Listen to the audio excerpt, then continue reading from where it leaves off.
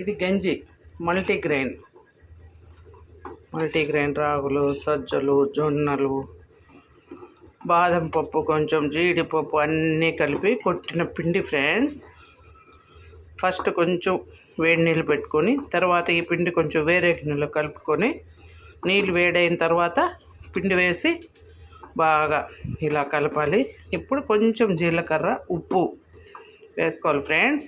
కాగి చల్లారిన తర్వాత దాంట్లో కొద్దిగా మజ్జిగ కలుపుకుంటే బ్రహ్మాండమైన గంజి రెడీ అవుతుంది ఫ్రెండ్స్. జావా అని కూడా అంటారు.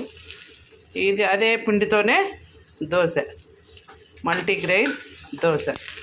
కొంచెం ఎర్రగడ్డ, జీలకర్ర అన్నీ కలుపుకొని పిండిలో దోశలాగా వేసుకోవడం అన్నమాట. ఏమి తిప్పలు చూడండి. షుగర్ ఉంటే ఇంతే ఫ్రెండ్స్, డయాబెటిక్ డైట్ అన్నమాట ఇది.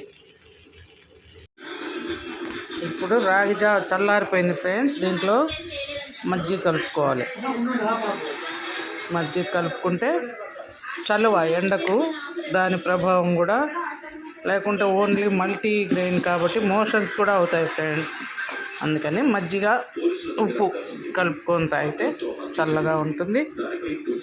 మోషన్స్ అయ్యే ప్రమాదం నుంచి కూడా తప్పించుకోవచ్చు. చూడండి ఎలా తయారైందో. దీంట్లో ఇంకా ఆనియన్స్ కావాలంటే వేసుకోవచ్చు ఫ్రెండ్స్. కొద్దిగా వేసాము.